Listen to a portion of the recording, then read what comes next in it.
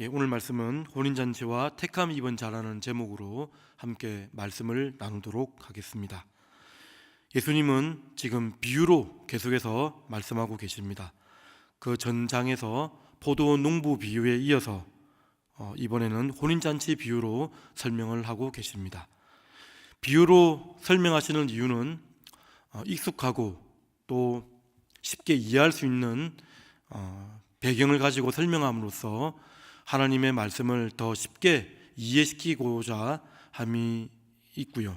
그리고 또한 이 비유를 나중에 제 아들에게는 다시 해석해서 풀어주지 않습니까? 단계에 맞춰서 비유로서 하나님의 말씀을 설명하고 있습니다. 또한 십자가를 이제 눈앞에 두고 유대인들에게 그들의 죄악을 또 폭로하고 또 부각하고 또 자극을 시키기 위해서도 이 비유로 지금 설명하고 있습니다. 오늘 비유는 2절에 보면 천국은 어떤 임금이 자기 아들을 위하여 준비한 혼인잔치와 같다라고 지금 말씀하고 있습니다.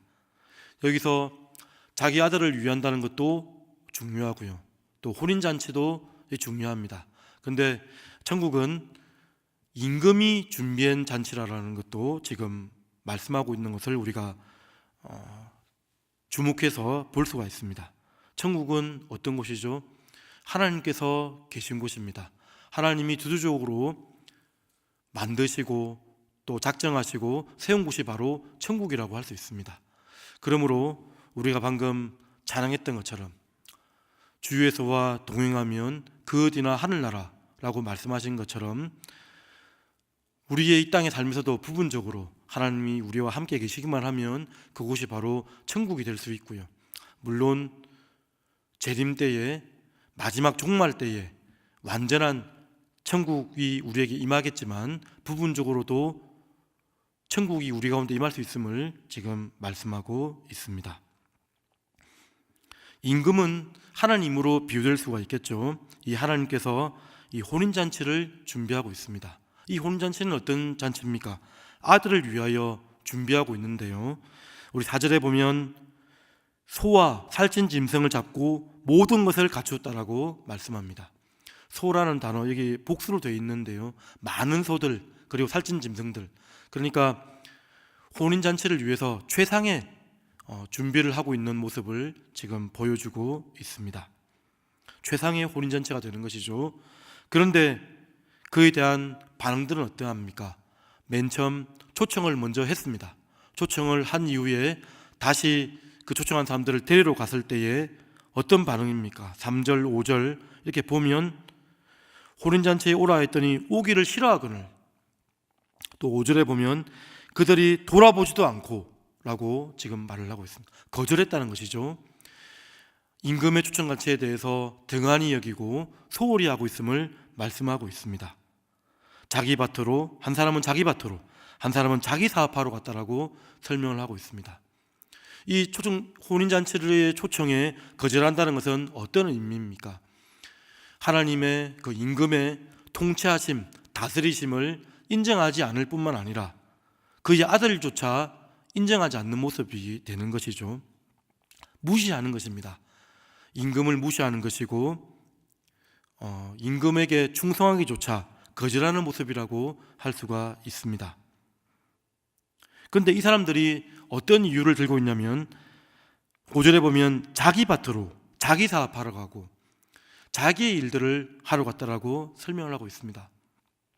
이 땅의 일들, 현실의 것들, 세상에 속한 것들을 더 사랑하여서 그 길로 갔다라고 지금 설명을 하고 있는 것입니다. 하나님께서는 그렇게 말씀하셨습니다. 두 주인을 섬길 수 없다라고 말씀하셨습니다. 혹 이것을 사랑하거나 아니면 더 미워하거나 아니면 이것을 더 중히 여기거나 아니면 경히 여기거나 하나님과 재물을 겸하여 섬길 수 없다라고 분명히 말씀하고 계시다는 겁니다. 이렇게 자기를 사랑하는 사람들, 이 땅의 것들을, 이 세상과 이 세상에 속한 것들을 사랑하는 사람들에게는 하나님을 동시에 사랑할 수 없음을 보여주는 우리 비유라고 할 수 있을 것 같습니다. 말씀이 임하지 않았던 것이 아닙니다. 말씀이 임했는데요. 초청을 했습니다. 그런데 그들은 말씀이 자라지 못하고 결국 하나님께 버림받는 삶이 되었다는 것입니다. 마치 씨 뿌리는 자의 비유에서 돌밭에 뿌린 자들, 또한 가시떨기에 뿌린 자들, 돌밭에 뿌린 자들은 어떤 자라고 말했습니까? 시험이나 환난이나 핍박이 올 때에 뿌리가 없어서 바로 넘어져서 말씀이 결실하지 못한 자라고 말했고요. 가시떨기에 뿌린 자들은 어떤 자라고 말했습니까? 이생의 염려나 근심 때문에 유혹에 빠져서 역시 말씀에 결실하지 못한 자라고 말씀하셨습니다. 그와 같이 먼저 초대받은 사람들은 이렇게 하나님의 혼인잔치에 들어갈 수가 없었습니다. 심지어 6절에 보면 그 잡은 자들을 모욕하고 죽였다라고 지금 설명을 하고 있습니다. 그 이후에 하나님께서 심판하시죠. 7절에 보면 그 모든 사람들을 진멸하시고 불사르는 심판을 지금 보여주고 있습니다. 자, 이렇게 먼저 초청받은 자들은 혼인잔치에 참석을 못했는데 누가 들어가게 됩니까? 우리 9절에 보면 내거리 길에 가서 사람을 만나는 대로 청하여 오라 라고 설명을 합니다. 특별히 놀라운 것은 10절에 보면 악한 자나 선한 자나 만난 대로 모두 데려오니, 도덕적으로나 윤리적으로 볼 때, 우리 시각으로 볼 때인 거죠. 악한 자나 선한 자나 그냥 다 데려오라고 지금 설명하고 있습니다. 여기 데려온다는 이 단어가 뮤알로형으로 되어 있는데요, 찰 때까지 데려오라는 말씀인 것입니다. 그러니까 사실 그 당시에 유대 지도자들, 유대인들이 하나님의 백성이라고 생각했던 그 사람들에게, 그 사람들은 예수님을 영접하지 않았으나 그러나 세리와 창기들, 언약의 외인들이라고 여겨졌던 사람들에게 하나님께서 찾아가신 일들을 지금 이 비유로 설명하고 있는 것 아니겠습니까? 그러니까 하나님 보시기에는 사실은 모두 악한 자라고 할 수 있죠. 우리의 구원이 바로 이와 같습니다. 하나님께서 우리를 불러주셔서, 그러니까 이 병행 본 말씀, 누가복음 말씀에 보면 그렇게 나와 있습니다. 가난한 자나 또 연약한 자나 또 저는 자나 아픈 자들을 다 데려오라고 말씀하시고 있는데요, 하나님께서는 그와 같이 인생에 우리의 어떠함에 상관없이, 우리의 공로에 상관없이 초청하고 있다는 것을 우리가 알 수 있는 것입니다. 자, 이렇게 혼인잔치에 이제 가득하게 되었는데요, 가득한 이후에 이제 11절에 보면 임금이 손님들을 보러 들어왔습니다. 여기 본다는 것은 자세히 유의해서 살피고 있는 것인데요, 예복을 입지 않은 사람을 쫓아내었다라고 말씀하고 있습니다. 예복을 입지 않은 사람, 그러니까 그 당시 유대인의 혼인잔치에 보면, 그 전통을 보면 혼인잔치에 초청한 사람들은 그 혼인잔치에 합당한 옷을 주었다라고 말을 하고 있습니다. 옷을 주어서 입고 들어오라고 하는 전통이 있었다라고 지금 합니다. 그런데 여기 보면 임금이 손수 지어놓으신 옷을 입지 않고 들어온 사람을 발견하고 그냥 쫓아내버리는 모습을 지금 보고 있습니다. 12절에 보면 쫓아낼 때에 아무 말도 못하거늘, 마지막 심판 때에는 우리가 아무 말도 할 수 없음을 보여주는 것이겠죠. 부끄러움을 당하고 수치를 도리어 당하게 됩니다. 그리고 13절에 보면 손발을 묶어 바깥 어두운 데에 내던지라, 그러니까 부끄러움과 후회를 당할 뿐만 아니라 오히려 구속을 받게 되죠. 손발을 묶임을 당하게 됩니다. 그 당시 유대인들은 그렇게 말했습니다.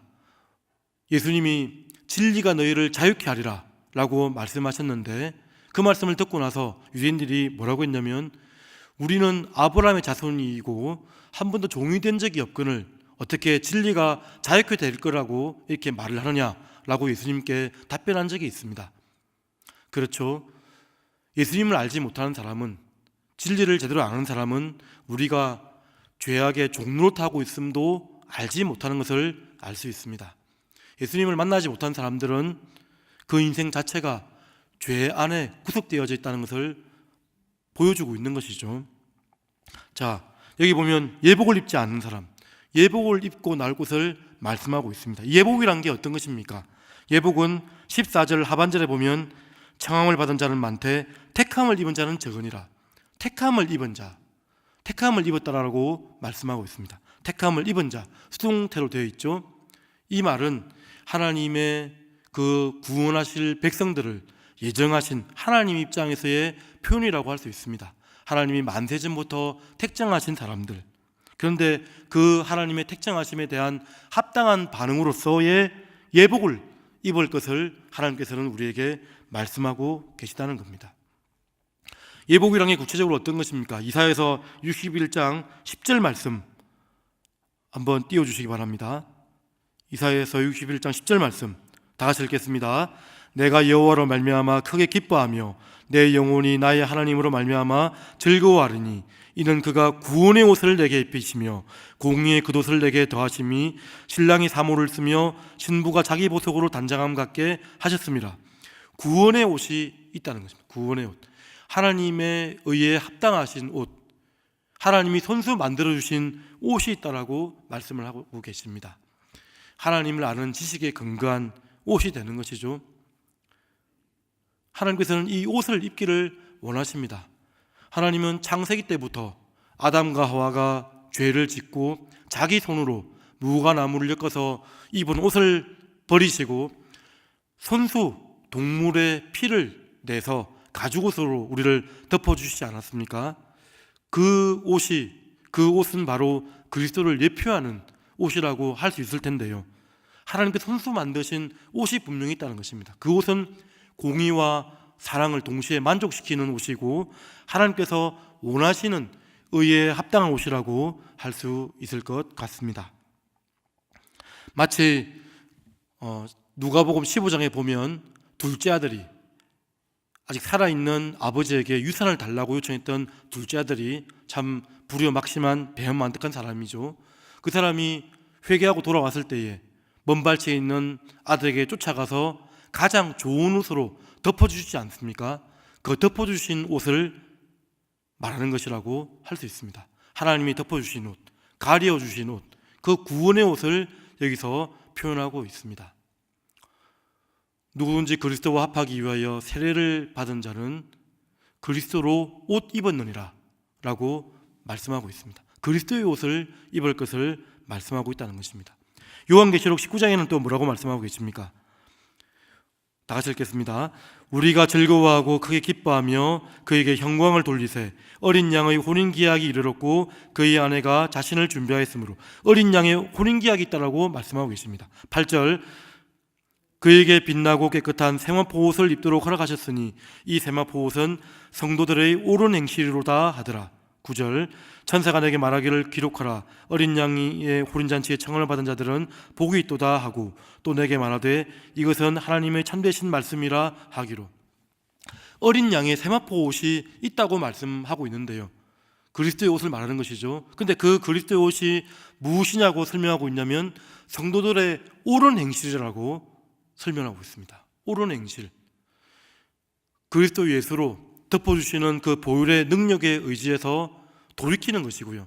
돌이키는 것이고 삶의 열매를, 회개에 합당한 삶의 열매를 지금 맺기를 바라고 계신다는 것을 우리가 알 수가 있습니다. 복음과 일치하는 삶이라고 할 수 있겠죠. 오직 주 예수 그리스도의 옷 입고 정욕을 위하여 육신의 일을 도모하지 말라라고 하나님께서는 말씀하셨습니다. 이 옳은 행실을 구체적으로 설명하면 어떤 옷입니까? 골로새서 3장 말씀을 또 보겠습니다.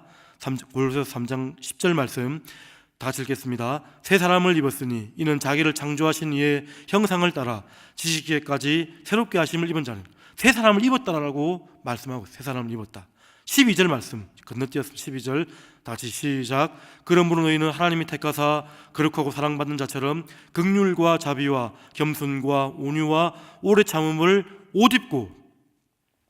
하나님이 택하사, 택함의 옷을 택함을 입은 자라고 설명을 했는데요, 택하사 거룩하고 사랑받는 자처럼 긍휼과 자비와 겸손과 온유와 오래 참음의 옷을 입어라 라고 말씀하고 있습니다. 성도의 옳은 행실의 이 옷은 성령의 열매, 겸손과 온유, 사랑과 오래 참음의 그런 열매를 맺기를 하나님께서는 바라고 계시다는 것을 우리가 기억해야 될 것입니다. 말씀을 정리하도록 하겠습니다. 오늘 말씀, 우리가 먼저 기억해야 될 것은 무엇이냐면 하나님의 혼인잔치가 분명히 있다는 것입니다. 완벽한 혼인잔치, 최상의 것을 준비해 주시는 혼인잔치가 반드시 있습니다. 우리는 그때를 기억하면서 이 땅을 살아가야 될 것입니다. 이 땅에 속한 것들을 사랑하지 말고 하나님의 것을 사모하면서 살아가는 저와 여러분들이 되어야 할 것입니다. 그리고 그 혼인잔치에 합당한, 택함을 입은 자로서의 합당한 예복을 우리가 입어야 될 것입니다. 그 예복은 그리스도의 옷을 입는 것입니다.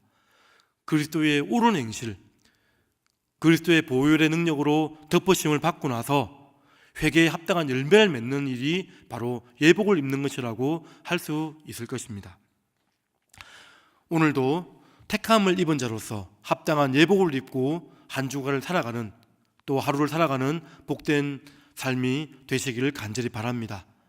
그래서 하나님의 혼인잔치에 합당한 열매를 맺고 또 하나님이 기뻐하시는 그러한 신부가 되어지는 또 하루의 삶이 되시기를 주님의 이름으로 축복합니다.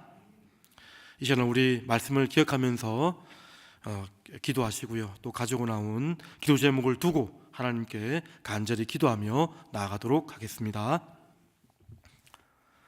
은혜로우신 하나님 아버지, 하나님이 사랑하시는 백성들, 하나님 이 한 자리에 모여서